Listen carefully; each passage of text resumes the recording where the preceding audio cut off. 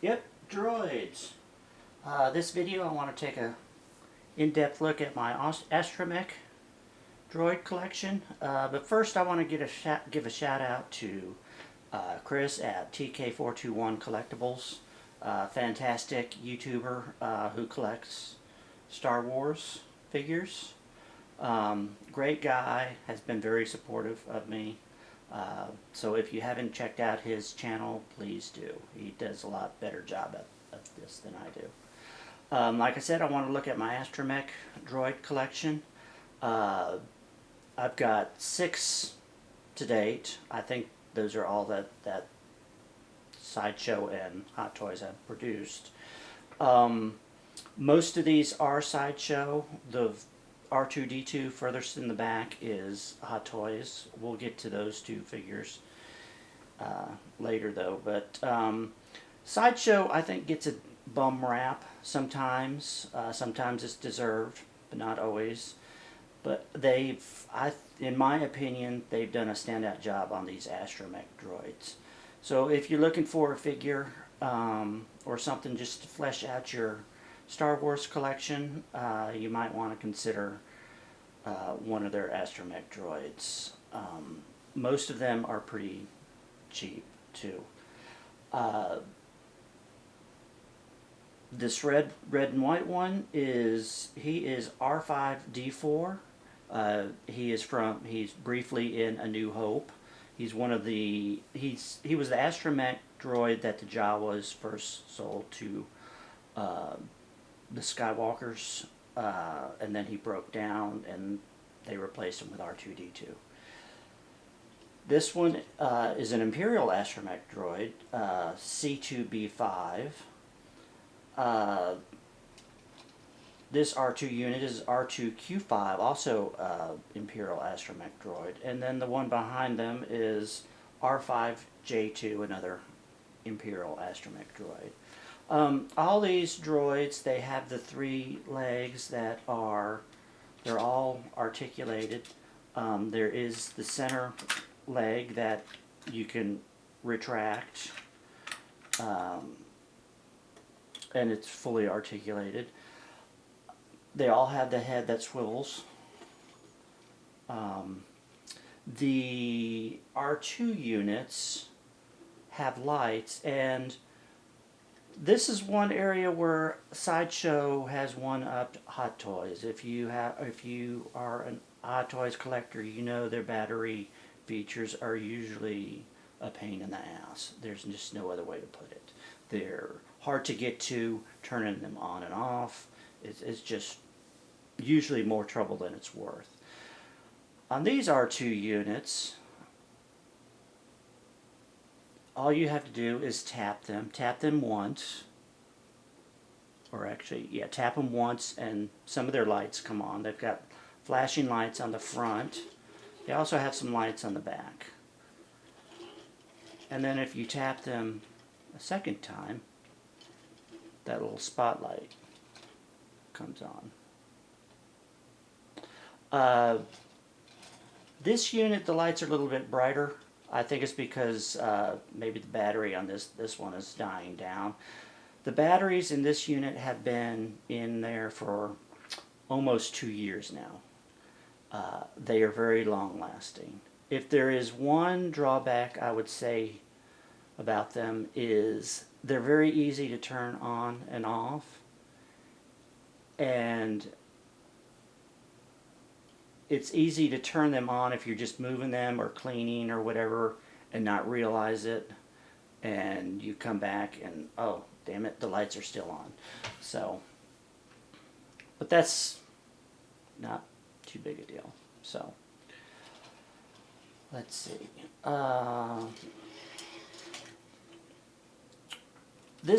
These 2 units don't have any lights. They're pretty much what you see is what you get. These 3 units you can get on the secondhand market around $130. This unit, he does have one added feature, and that is if you pull the center thing, I think they called it a power converter, pops up. his blown power converter, and you just push it back down. That's the only added feature. None of them have any attachments or anything, except for this one. He has a magnetic restraining bolt. You can also use it to open his panels. This unit, for some reason, sells for around $400. I managed to get him for under $200. I just found a deal, but anytime I see him on sale, it's either from Japan or Australia for around $400. The only thing I can think of is it's a very rare piece and hard to find. So, but just keep your eyes open if you're in the market for one. So that's those units. So now I'll get into the R2 units. This is the Sideshow R2 unit. As you can see, he comes with the Drink Master attachment from Jabba's sail barge. He only comes with 3 attachments, 4 if you want to include Luke's lightsaber, which fits down into a hidden compartment here. I have trouble keeping the panel open enough to get the lightsaber in, but honestly that's not something... I never pose him that way. I got him specifically for this Drink Master. Like I said, he's got 3 attachments that fit into these 3 compartments. On the side compartments, they've got these fold-down extenders.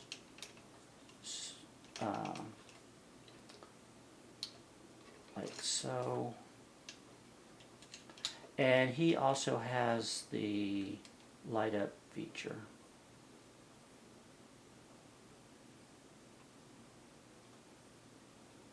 There you go. That's what he looks like in the back.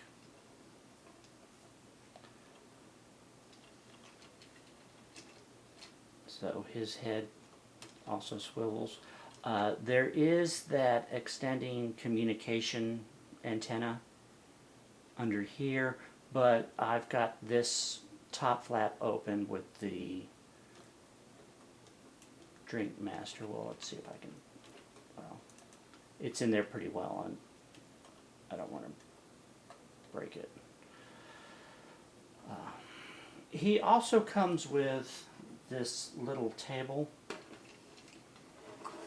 which has this Leia Hologram, but in my opinion it's not a very good hologram. It looks kind of cheap. So you can take that out and the light just turns on and off by pushing that.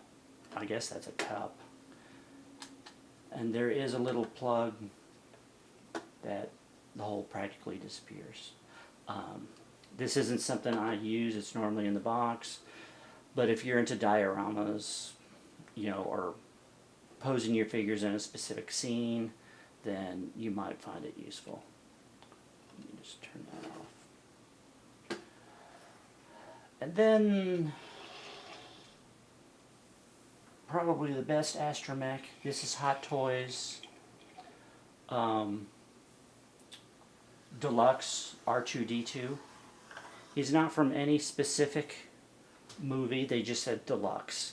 So I guess he does not have the Drink Master attachment, so he's not a super deluxe, I guess. Neither one of them also either have the rockets that come out of R2D2's legs. I would love for them to do one of those. He comes with a gazillion attachments, as you can see. Most of these attachments are attached with very strong magnets, so they're easy. They're kind of easy, but literally they'll want to go to anything else that's metal. So it's not exactly easy getting them in the right place, but And then the side ones, these are articulating. He also comes with the data disc that Leia records her message on. There's a little slot. I can't see. There you go. He also has Luke Skywalker's lightsaber. This is fully retractable. You can push it down in. Oh no, it's attached. That's right. That one doesn't. Also comes with a restraining bolt. Comes with this little light thing that plugs into is behind that panel. That does not power this. There's little tiny batteries in here, and the on and off switch is below. He also comes with a Leia hologram and this little pedestal that she goes on. So I don't remember this little pedestal in the movie, but I guess they needed some way to light it up. So I think they did a much better job than Sideshow in that respect.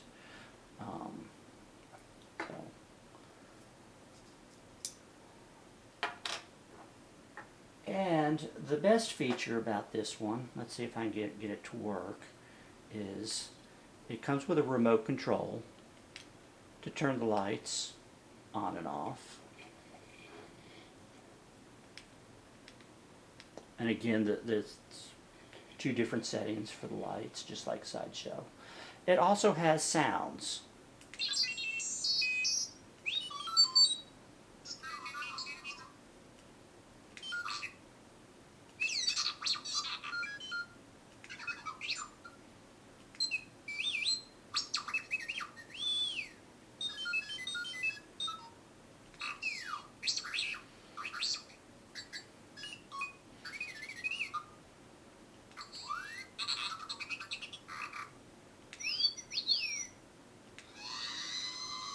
That's my favorite one.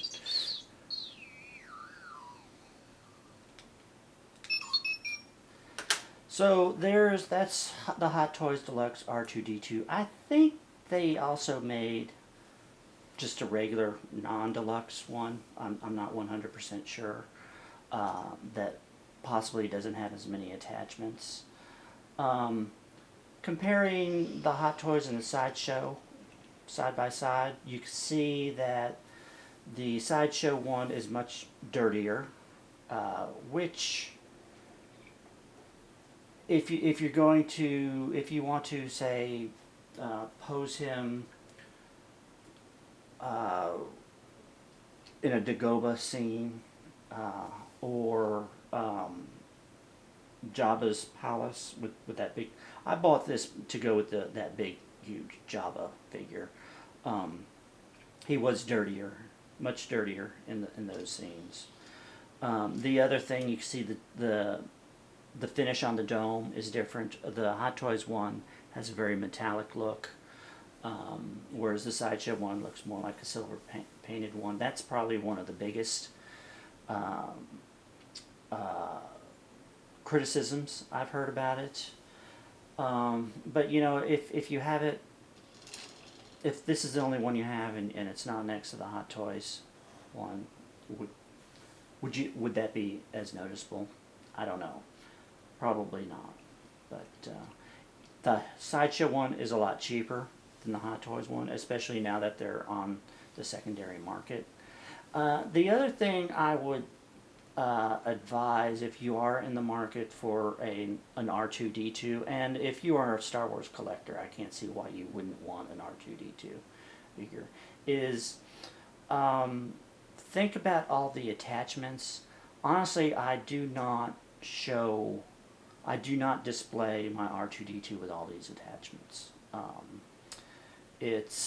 I've displayed them with this light on occasion, and I've displayed them with Princess Leia, but normally he doesn't have all these attachments in him. So think about how you want to just, you can see how strong these magnets are. Think about how you want to display him. And do you really want all the, do you want to pay for all these attachments that if you'll never use them? The sound effects are pretty damn cool on the Hot Toys one. And the nice thing is you got a remote control. There is one caveat to it. The batteries do not last as long as they do on the Sideshow Astromechs. Inside, under the dome, let's see if I can get these. The dome pops off, and this is true with the Sideshow ones too. The dome pops off, and the battery compartment is under the dome. But there's this on and off switch also that's off. If you leave this on switch on, what I've learned is the batteries don't last as long, even though you're not using, even if the lights are off and you're not, you know, hitting the sound button, the batteries just don't seem to last very long. So there's that. And you know, especially if you've got all the attachments on it, you don't want to be constantly lifting that dome off to turn it on and off. There's also an on and off switch on here. So if again, if you leave the switch on the remote control, the batteries wear down faster, even if you're not using it. I don't understand that, but that's been my experience. I've replaced the batteries in this figure and the remote twice since I've gotten it. I got the Sideshow R2d2 roughly around the same time, and I've never replaced the batteries on it yet. So there's that. So take all these off so you can see them closed. He really does have a lot of attachments, and they're going all over the place because their magnets are attracting one another. These two in the front, the saw and this, whatever the hell that is, they slip in. There's little holes that they plug into. Everything else is a magnet. So here's his restraining bolt, and then so there they are, side by side. So there you have it, the Astromech collection. Hope you enjoyed the video and it was informative for you. So thanks for watching. Please like or comment below. Thank you very much. Have a great day.